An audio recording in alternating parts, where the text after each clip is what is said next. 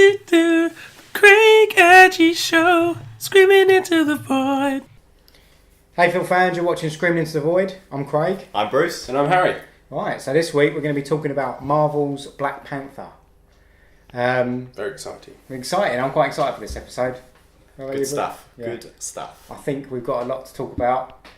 I think for once we're all in agreement, I think, on this film, aren't we? This is a Craig Aggie Show favourite film, I think. This is up there. This is up there. It's one of my, it's that Of feeling Marvel, you get of where Marvel. you're watching a film and you think this is going to become one of my favourite films, I think. I could watch it again and again and again.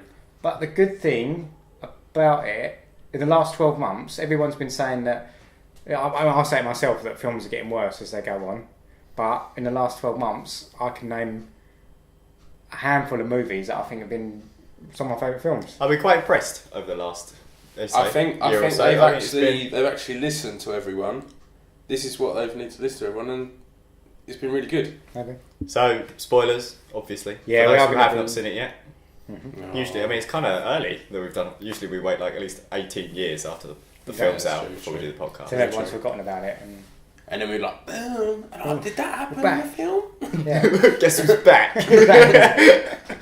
We ain't back. going nowhere. We can't be stopped now. Bad boys for life. Yeah, that was a good musical interlude. Where were we? Oh yeah, we're talking about good films, weren't Yeah. we? And also spoilers, because yeah, it's still out. If you haven't seen it, I think everyone should go. Yeah, go and watch it. It's actually, you think it's going to be one film, and you go and see it, and it turns out to be completely different. It didn't go the way I expected it to at all. No. I didn't know what I was going to walking into in that film. I thought they really did well with the trailers of the film. See, I hated the trailer. It made it look like No. a generic Marvel film. Yeah. I thought it was gonna be- No, that's why I think after watching it, I think they did the trailers very well because they didn't give anything away in the film. I don't feel like the trailer did the film justice. But with that, But then a lot I of, don't know. does most trailers do with the films justice? No. Because a lot of things that you see in the trailers don't even happen in the Yeah, film. Marvel has a habit of, when they release their trailers, they do like one really good one. And you're like, oh, what's going to happen? And then they just release like four Is that more. what you say? Is that how you say it as well? You're What? watching. I can imagine you on YouTube watching your trailer going, "Ooh, is that what's going to happen? Ooh. Ooh." Well, when does Infinity War? Do you know what I mean? come There's out? going to be like another 7 Infinity War trailers, and we're going to know May? everything. April, May normally. But there's only been like the few, isn't there? I don't think they'll be releasing any more. It's May, I think. Yeah. Well, That's there's about the Ant-Man time. 2, which is the only film we need. Ant-Man. As long Wasp. as there's Yeah. more tea drinking scenes. Yeah, hopefully. I can't believe Ant-Man's your favourite Marvel film. It's the best. I like it. I love it because of Paul Rudd. But, right, back to Black Panther. Yeah, let's get back to Black Panther. I think we need to stay on focus I want here. a collab between Ant-Man and Black Panther. So your favourite ones, Marvel ones, are at the moment Black Panther and Ant-Man. Black Panther's up there. I think Ooh. when I went to watch it, it reminded me of the really first old school Marvel films. Like Yeah. I'm talking, I was a big fan of the first Thor. Yeah. So the fact that Black Panther reminded me of Thor because it had a really good story, the plot was good, you had characters you cared about, and it kind of achieved a full circle in what it was doing. It's like Iron Man 1 though as well, wasn't it? Yeah. Like Iron Man 1, exactly. Very good. A character arc. A very good movie to start off the Marvel franchise again because that was sort of the film they restarted it all. So obviously you had all the Hulk films, but then they just redo Hulk films left, right, and centre until it was Mark Ruffalo. Mark Ruffalo. Mark Ruffalo. Mark Like Ruffalo. like the book. Huh? Mark Ruffalo. Mark Gruffalo. It's not Gruffalo. It's not Gruffalo. I like to call him Gruffalo. It makes it easier. I'm going to call him that from now on. It makes it easier for me. Even the recorder fell over. I couldn't believe what you just said. It was the way you just said, yeah, Mark Ruffalo. Yeah, fucking Rick and Morty. Just take it for granted. That's exactly what I just It's like, yeah, Mark Ruffalo, the Oscar-nominated actor. Yeah. That guy. Yeah, so I know yeah, what we I meant. keep getting distracted. We're talking about Black Panther and how awesome Black Panther was. I think Bruce is the only one that said you felt like it was back to old school Marvel. classic Marvel. Yeah. Like they cared about what happened to the characters. You didn't what was good, they didn't throw loads of the like Avengers in either. So they literally had kind of like the core set guys. They had Black Panther, and then they had Martin Freeman when he came along. He was like a little bit CIA, so we had one or two characters in it. But other than that, who else was in it? There was no from the There was Avengers? no pointless characters. Yeah. It wasn't. You didn't need to have other Marvel characters, other Avengers It would in ruin it to it. carry the story. Do you think? So it felt like a really good. I'm not saying origin, but do you know what I mean? Like that it is kind of an origin. like a first film for him. It wasn't like, oh, this film can't be carried unless we stick Robert Downey Jr. in it. Yeah. Go Which on. Spider-Man Chadwick felt Boseman did like. a brilliant job. Spider-Man felt like that, didn't it? Yes. But they felt like they needed to have I Tony feel Stark like in it. I feel like they got worried with Spider-Man: Homecoming that they didn't think Tom Holland could carry it. But- So they stuck Robert Downey Jr. in just to provide, without you even thinking about it, that he is providing I that think secondary you're right. boost. Yeah. Where in this one, You that got to didn't remember happen. though, he's a kid. Yeah, That's but probably why. I know, They did but- it for the actual story of Spider-Man, not because they thought he wouldn't pull It through in the worked. film. Yeah. I think it's because he's basically his guardian. He's only like 14, isn't Yeah. he? Do you think, Bruce, it's not a coincidence your favourite Marvel films the last few years, like Ant-Man and Black Panther, are probably the ones that have the least amount of connection with like Avengers storylines I think and so. things like that? I think They're so. just their own thing and they Yeah. can just do that? Because like when the first Thor came out, you only had the agent guy, didn't you? I can't remember. It's like Phil Coulson. That's it. That's yeah. what we're talking about, Yeah, yeah. that's what I was going to say that. Yeah, it's like that's He was the similar to one tying thing that kind of kept it all together. government agency, but he's a main character of the Marvel. But he films. was never, he Franchise. never imposed on the story. He added to the story, and I felt like Martin Freeman added to the story of Black Panther. I don't feel like he took anything away. I felt like he added necessary bits into it, and we got to explore his character more. It wasn't like, oh, I'm like the CIA guy, I'm in control, I'm going to call the other guys in. They didn't even mention the other people's names. They deepened him and humanised his character, and I think that's one of the reasons why I think Black Panther is so brilliant. Is every character has an arc, Yes. gets deepened as the film goes on. Watching it, I've seen it twice now. I'm watching it the second time. Like there's a few times where I got a bit choked up and I was crying over the villain. I can't remember the last time I've seen a film when that happens. Where they've had... Well, I feel feel bad so for much him. for the You villain. feel bad for yeah. him? Like, Because- very well written. Because I watched the film and I thought, I feel for this guy. Yeah. He was T'Challa's dad killed his father, Mm-hmm. which is actually his uncle. So brothers killing brothers. Then he left him. He didn't even Yeah. think about saving him, seeing if he had a kid or anything like that. He just killed him, left, and And he's seen it was his own problems. the racism firsthand, whereas I Yeah. think part of the theme of the film is that they kind of shut themselves off away from it all. Yes. So maybe the Wakandans don't appreciate that. Well, that's the whole Understand that. story arc of what T'Challa does. And in that's the film. thing, it's about something, isn't it? Hmm. It's a film. I mean, talking about that, making you care for the characters, that's filmmaking 101. Hmm. Empathy. Understanding the characters. Not necessarily feeling sorry for them, but at least you understand where they're coming from. Yeah. Even, say, Daniel Kaluuya's character. He's like Black Panther's best friend, a loyal follower, and he wants to kill Andy Serkis's character. What's his name? Kraus, isn't it, or something like that? Claw. That's it.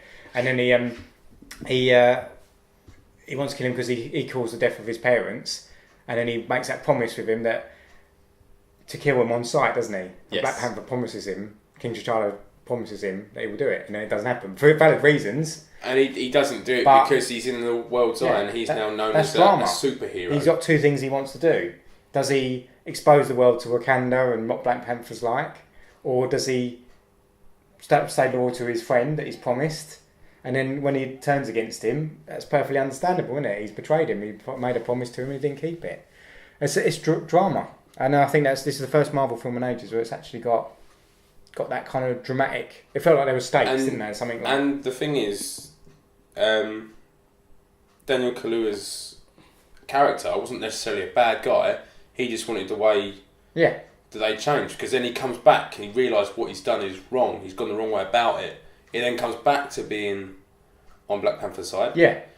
And Does he at the end? it He does. he stops, He, and he I stops think himself because he He does surrender, doesn't It's he? his wife, isn't it? It's not. His wife does it, and it's not overstated, which is another great thing about the film is that it cuts to a shot. He looks over and sees his own, like all his people, the tribes fighting each other, and that's when he stops because he realizes that, as Black Panther says to Killmonger, doesn't he? He says, "You've made us the things that everybody hates. You've made us, you've turned us against each other, and we're destroying each other. This is what you're going to cause." And that's I think he does stop, doesn't he? Then that's when he stops. Yeah, definitely. Because and again, it's a very powerful themes, and it's a film that's actually about something. And I think Ryan Coogler's done it in a very kind of like subtle way. It's built into the storyline. Yeah. There's like loads of little bits. That people have like. One of the really fascinating things is the way the internet's reacted to it. And a lot of people actually engaging with the film and finding meaning inside the film, like the guy who plays M'Baku, the guerrilla warlord guy. Yeah. He was saying the outcast Troy. Yeah.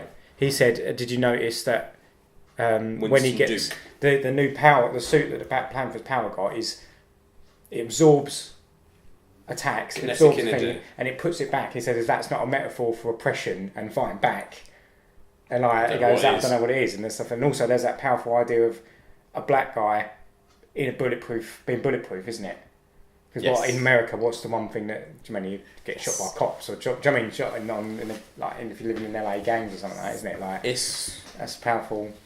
Yeah, it talks out about how the current world is and how the world's been for hundreds of years. It's a very good film for the oppression of black people throughout time. There's been a criticism by some quarters of the film is too political. Do you think there is such a thing? No, I don't think there is. I think that's absolutely, get ready for your porgs, bullshit. That was a bit delayed reaction from the porgs. We got them heading under the desk down here. We have to poke them. I think he's falling asleep. We had to poke him to get him. I think that's absolutely, that's a load of tosh. Load of tosh. That's a nice way to put it. It's load of tosh. I think it's great the way the film. Everything. I just love everything about the film. Yeah, I know. It's one of my favourite Marvel films ever. Yeah. It's one of my favourite films played out for a long time. Other than Blade. You like Blade as well. Blade's good. Everyone forgets Blade's a Marvel character.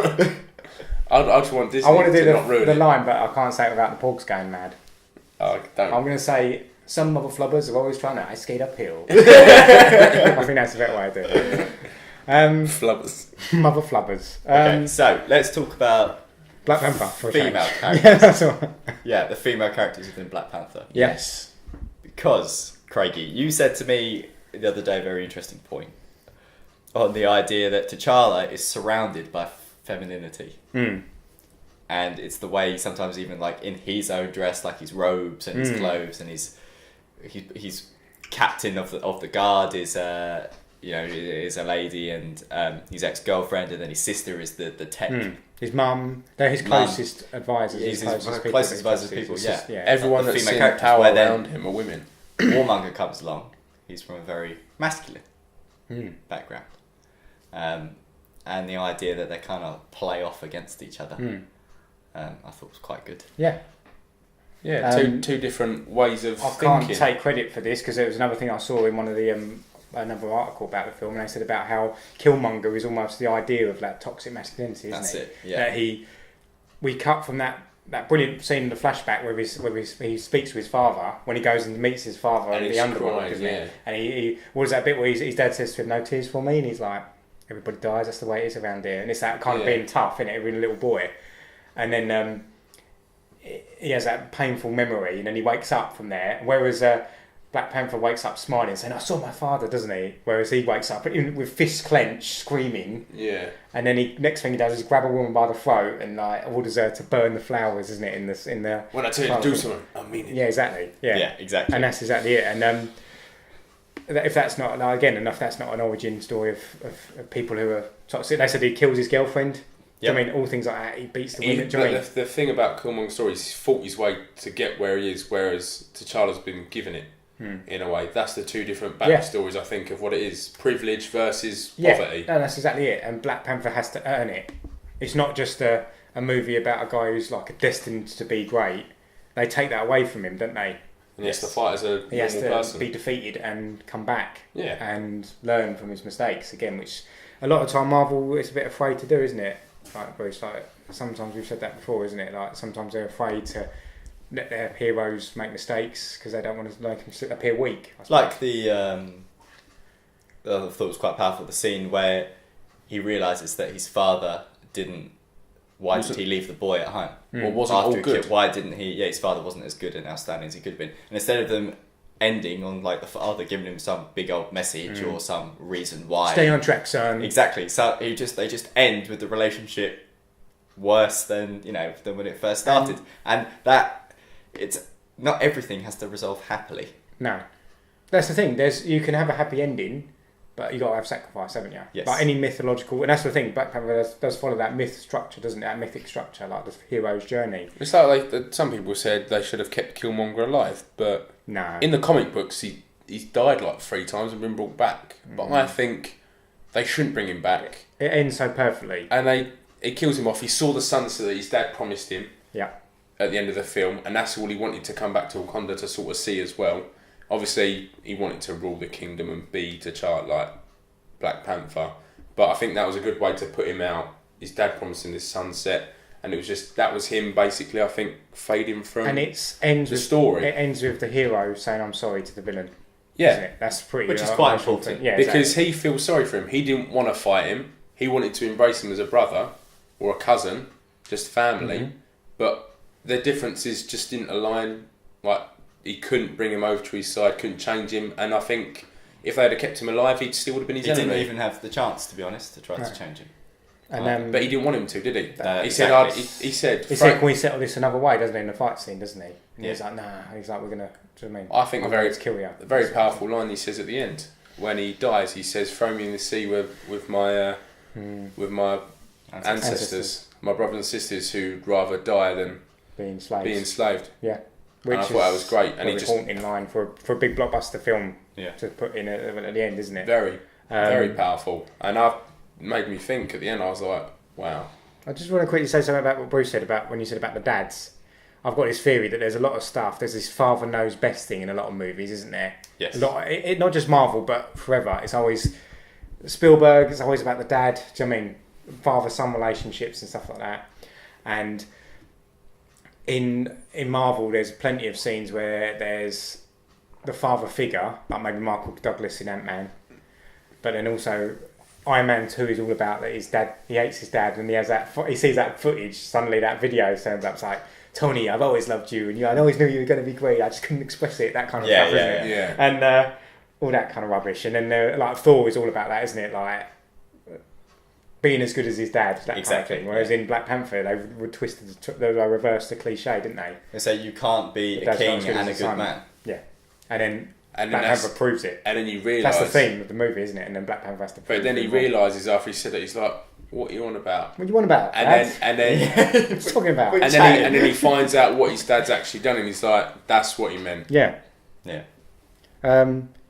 So there's a little bit that I thought they missed an opportunity on. Oh, I get.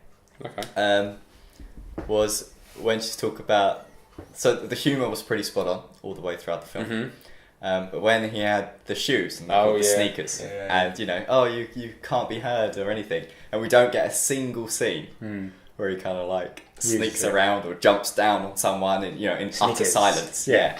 And I feel like that was a little bit of a missed opportunity. I know, and it is, and it's that Chekhov's gun thing, isn't it? The theory of Chekhov, the playwright, used to say that if you show a loaded gun in the first act, it has to be fired by the third act. Like, don't waste time showing things that aren't ever going to come back. Yes. And it's a nice little joke and that, but because it felt like it was set up for like a James Bond scene. Like, don't use that. Just make sure you never press that button, and you know that like by the end of the film, James Bond's going to have to press that button. That's why I love the sister so much in the film.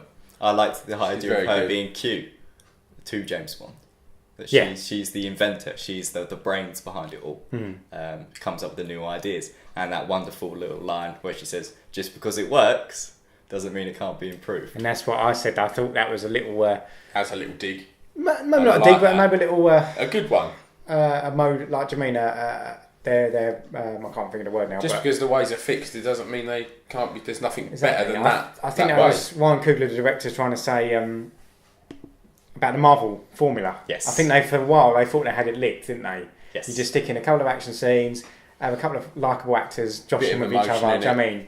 And then nothing bad happens. Everything's happy, and then it ends like unhappy note. And I think that's it. We got it licked. But I think Ryan Coogler was saying, yeah, it's been doing well, making billions of dollars, but just because something's perfect doesn't mean it can't be improved. Yeah, and basically just gone back to basic storytelling, basic filmmaking. Yeah. Of having character arcs, having meaning and subtext behind you, everything that you do. That's why I think it's so amazing. Even little bits, like I'm thinking about the bit where they're greeting with the handshakes. Oh, right. Oh, yeah, and even, yeah. And then, I don't know if I'm reading this right, but when Martin Freeman does it at the end, he has to do it to unleash the final laser thing to stop all the things and that. Oh, yeah, and she says to him, he goes the opposite way, says, like, make a chain around your chest, and then break it, and I think, oh, that makes sense now, that's why they do that. Yeah, break the chain. Breaking the chains, they're not going to be, and I thought, wow, that was, and it's done so subtly, and it's done in the middle of an action scene in a little joke bit. Yeah. But when you think about it afterwards, you're like, oh, actually, that's why they go there. That's kind of powerful idea. Yeah. And there's 2 deaths in the film that I find pointless. Forrest Whitaker. I don't think it's pointless. And Andy Serkis. I think the way it's done, though, maybe not pointless. Maybe they should die. I think the film, but the way on both their deaths. I mean, Andy Serkis dies because it gives Killmonger a way to get back into Wakanda. Yeah, so I can get why he dies. Yeah, but then he dies without telling him how to get back to Wakanda. He knows where it is. But he in the film he acts like he doesn't, because that's why he's with Claw in the film, because he knows the way to Wakanda. I don't know. There was a little bit of plot. I was like that. Like, why did you rescue him then just to kill him? But I think he needed a way in, didn't he? And that was his way in. Yeah, killing. Maybe you go to Wakanda and then you could potentially find it. I reckon, because he's got the mark in his lips, hasn't he? He's got the. And his dad probably showed him a map or whatever. He's got that big book, hasn't he? I think there is a bit like that. So he's got. And by killing Claw, had it in Wakanda and then English, didn't he?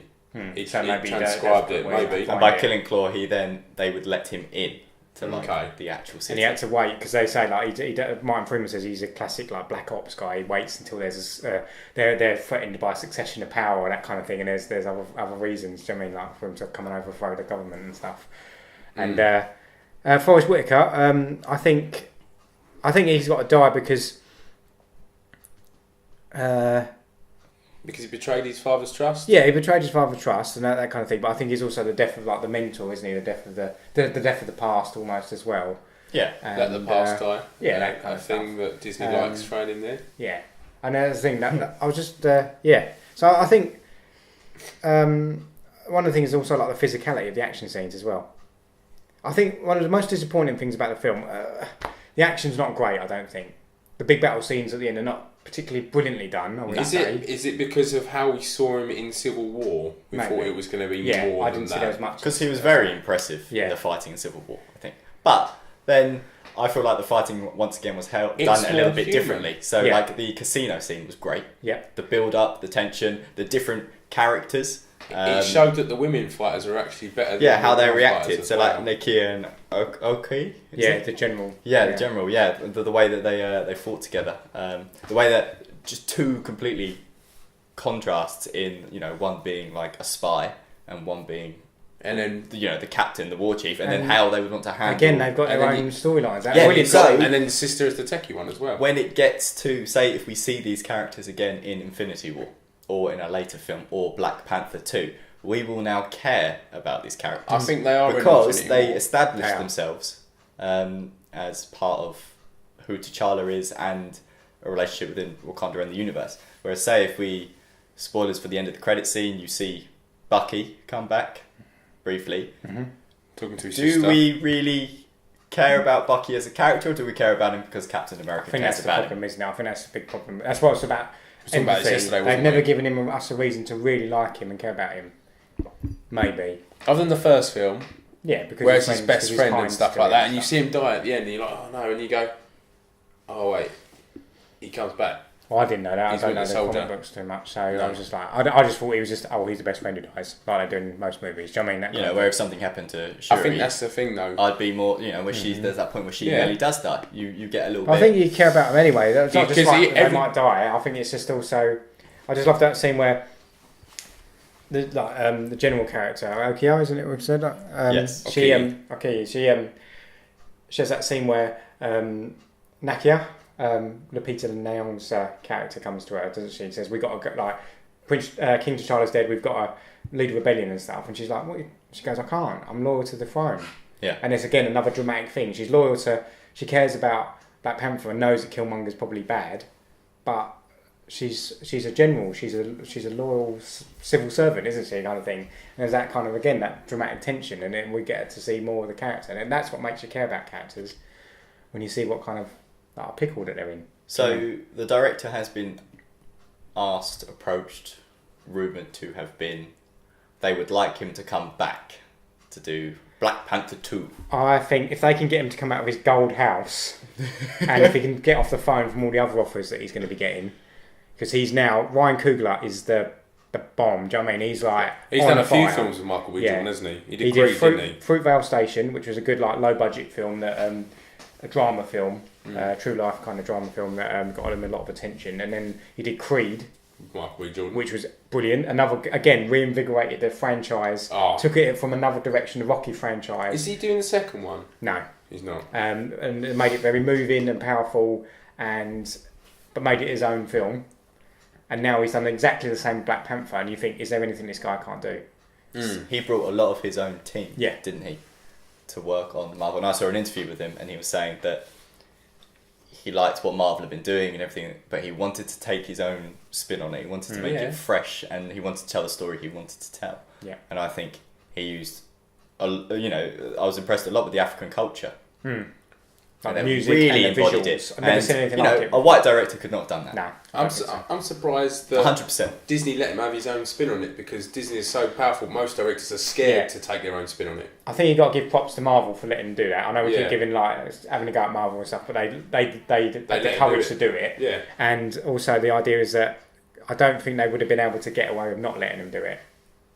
If you know what I mean? Because if they'd messed up Black Panther, I think it would have looked pretty bad if they'd messed up Black Panther and just filled it full of white guys and, do you know what I mean, just done the same old story. Yeah. So I think they had no choice but to trust him, that he knows. All they needed was, because that's what I mean, if they had put more people in unnecessary, like CIA agents and stuff like that, what's the point? All they needed was Andy Serkis, Martin Freeman, and that's all they needed, because they were people essential to the storyline. Yeah, they made sense to be there. Yeah. And in terms of like stakes, you don't have to have the whole world blowing up. It felt dramatic enough anyway, just the fact that the Wakanda was under threat or anything like that. Or the personal stakes. Like I was saying about the action, but actually I did quite like the ritual combat scenes. Yeah. Very physical, very intimate, and sometimes you have these massive battle scenes with like hundreds and thousands of like the Hobbit or whatever, like the end of the Hobbit. Hundreds of, you don't care at all.